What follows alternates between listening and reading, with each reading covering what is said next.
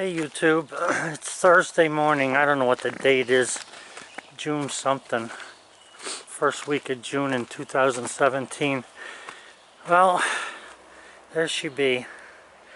It's all put up. I put that long cribbing on top of them sleepers so that I wanted that thing to be a knee level, and that's exactly where it is. Because I felt that too low, too high is just a nuisance. So I didn't cut nothing on it yet. That sawdust is from when I put the 6x6s on last night. I gotta tell you that my first impressions of this thing is that it's very, very well built. No scrimping here. They did a heck of a nice job. When you get the book and directions with the new mill, there's a video that comes with it, and the video tells you how to put it together. And all I did was write the steps down. I think there was like 39 steps. It seems like a lot, but it's really not. It wasn't that hard. I mean, I'm a friggin' worn out workhorse, and it took me 9, 10, 11, 12, 4 hours to put it together by myself. My wife helped me a little bit, but you know, she's older too, but she was a good help. She got all the bolts, put the nuts on all the legs and stuff like that, which was a help for me. And she was just learning to use a ratchet. So yeah, it is nice. Very nice sawmill. As far as anything that I had trouble with, the only thing, like when I put the gas tank on, and I probably put it on, I don't think I did it according to the book, or I mean to the DVD, but if you look here, there's a bolt here, and then there's a bolt down here, down here, that holds the gas tank on. Well, I had the bolt turned around with the nut in the other side, and that stopped this guide from going up and down. Well, this guide goes up and down with the saw. That was the only thing that we did, that was backwards, and technically that don't really count as a mistake. But what you basically do is you have to put the rope on, and you put the guides there together, put the bolts on both sides of the rail. I mean, it's just a nice job. They've really thought through this thing. I think that the guys have spent enough time, I guess, that they're pretty well on their way with how this should be. I want to get this out of here. And I think that if a guy's sort of handy, you could probably build one of these things. But they've already done all the engineering, all the wrong engineering. So I mean, when you pull the rails together, they're perfect. There's no screwing around. They were perfect. Just pull them together with a little strap binder. There's some nice pins in there where the beams here go together that guide it in perfect. There was not an issue. Like I say, the only thing was the gas tank bolts, and we did that. We probably put them in backwards, and the head wouldn't go up and down, but I saw it, and it took me a minute to find out what it was, and then I saw it and fixed it. I'm really glad that I took the time to put this cribbing and stuff on here, because I think it's at the perfect height for working, but I'll find out soon enough. I put some lag bolts in there. They're not even all the way down. They're just to keep it from moving side to side. But leveling it is very simple. Guys, when you go to level something that's square like this, all you need to do is you take put two bolts in, one on each end. One here, one here. Level across this way. Okay, once you got that level, put the other two bolts in, level across this way, and then check it in the opposite direction. 90% of the time you'll be right on, and if you're not, then you just adjust one leg over there till you're, like say that one, until you're level this way, and then adjust that one to that one. Very simple. I don't think the leveling took me, the time it took me to put the legs in is the same time it took to do the leveling, just to get the legs up in there. The one thing that I would say as like a precaution, that I didn't see it, but I didn't read the book though either, is these legs here, they do need to be down below the bunk.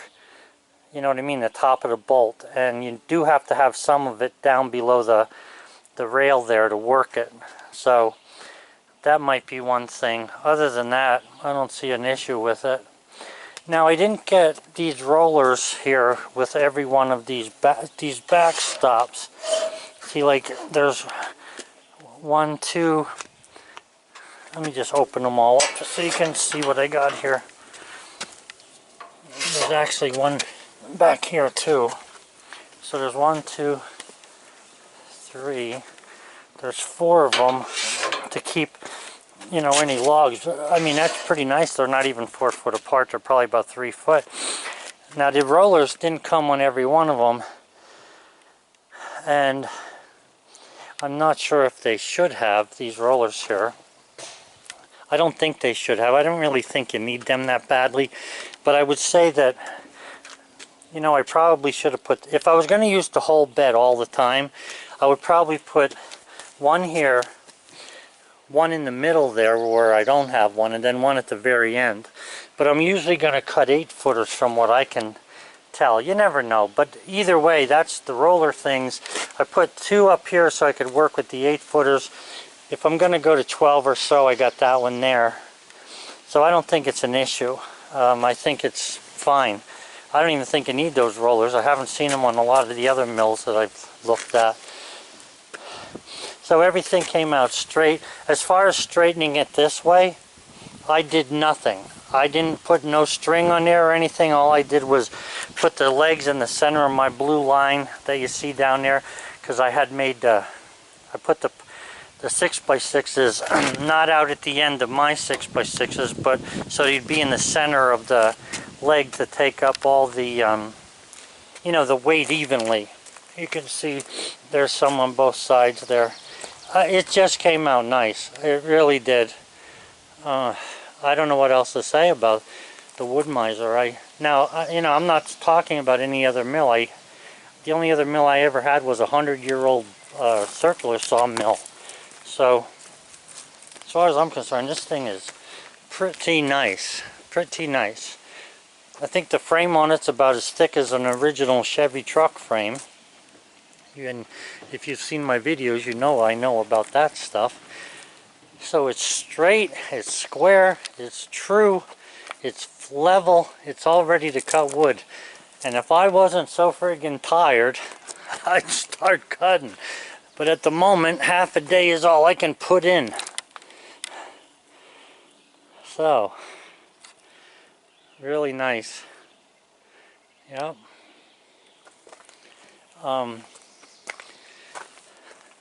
As far as, like I say, putting it together, it went together good. The gas tank, you hook up 2 hoses here, and there's a hose that you hook up there to the water tank. It's got a really nice V twin Kohler engine on it. The mufflers comes out on this side, so it's not anywhere near where you're working. I don't know if putting anything on there. You know, I started the motor up. It didn't really seem very loud to me. I thought it was, you know, it's not as loud as my backhoe. Certainly, it's not as loud as the garden tractor. I think I have everything right here. Although I would think, for some reason, and maybe it's what I did, I would think that when you crank this over the top forward, it would go front, but it comes back. I may have, see that twist in the, I may have turned that. Now, that's an easy fix, but I'm going to let it like that for now. I'm just too tired to do anything else with it. Now, as far as some of the options go, like this thing here, you squeeze the handle and crank it, and every notch is a 1/16 of an inch. So it says 1 full turn equals 2 inches, a half a turn is 1 inch. That's easy enough. I mean, you can that's a sight thing. You don't even have to fool around figuring nothing. This handle here to make it go, and you don't have to crank it. You can push it. I think cranking it gives you a steadier pull on it. This seems to work pretty good. You got to get a good grip on it. If you don't grab it good, this thing appears to want to turn, but it really doesn't. All you got to do is grab it and it'll turn on this. I think I might put a little bit of, maybe a spot of grease on there, and that should be good. But it moves easy. It went together easy. There's, you know, guys were talking. I had to tell you, at one point I wanted to buy a Norwood because I thought that the way they've, you know, videotape everything, it sounded like a good deal, but there's no way I wanted to put 700 freaking bolts together. The heck with that. So my wife and I put this thing together like this, like I say, in 4 hours I think it took us. Now I had the 6x6, I put them down last night, so it's just the sawmill to get it off the pallet, set it over there. And the stuff is heavy. I mean, these brackets here, a guy can handle that like one end at a time, but I did use the backhoe to pick them up and set them onto the wood, and then I manhandled them. The head though, you're not going to move around. That friggin' head is heavy. That, I don't know if 500-600 pounds or more. So I had to grab a hole, and I'll show you on another video, but the top has a bar going across it. I grabbed the hole it out with a nice nylon strap not to scratch it up. And a neighbor came right at the time I was ready to set that down. So he helped me get it onto the guide rail over there. Where is it? Right there. The guide strip. And it just went exactly the way they said. Just follow the directions and you got it licked. Nice. I want to move this lumber out of the way here. I gotta get some stone over in here. I don't like this, you know, you're tripping all over the place. I want to put stone in here before I really start sawmilling anything. And I was working on the plans for that kiln last night. So guys, in my opinion at this point, I'm not talking about doing any cutting, and from what I see, these mills cut. I mean, that's not an issue. But if you want something that's built nice and goes together nice, and no excuses. There's no excuses here with this, like you do with some of the stuff you buy other places. No excuses. You just put it together and everything seems to work out. So I commend those people at Wood-Mizer, the workers there. It's from what I understand, the company's owned by the workers. Well, if that's the case, them workers must be something, because they've done a nice job here, so I commend them.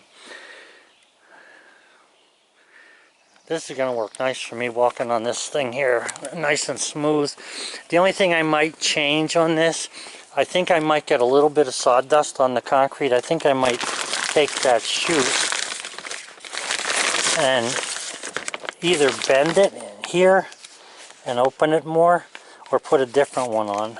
And I can do the metal work, that's not an issue, but it's just nice. I mean, you know, to walk on this, it might even be better to leave sawdust on here. It'll make it easier on my feet instead of the concrete. Otherwise, I was thinking about putting those Harbor Freight rubber mats down here to walk on.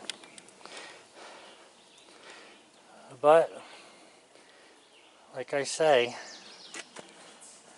you guys want a better look. That's how the legs go. And the dogs are on a little extension there, and a piece of pipe, and that's how that goes.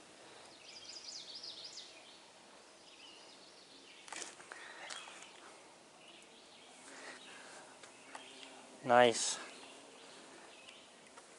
When we pulled this together, I mean, you can see that there's an adjustment here for the guide. When we pulled these together, there was no adjusting, nothing. All we did was pull it together. It was perfect. I mean, you can see that it's a perfect fit. Just drove these things in with a rubber hammer. You know, put the bolts in. Like I say, they got no excuses for you, and that's what I love that. You know, when I worked construction for 40-some years, nearly 50 years of it, we didn't have excuses. We didn't give a lot of excuses with our stuff. We did the freaking work and then we got our pay. And that's how I think it should be, and it used to be in this country, and it can be again. We got to get the youth to understand that and work with us. So anyway, you're supposed to be able to cut within an inch of the bunk here. I noticed that there's an adjustment right there, that bolt there, that, you know, stops it on the way down, and they've already got it adjusted. It stops right at 1 inch above, so that's a good thing. I'm sure there's a lot to learn about using this, but yeah, I'm happy with it.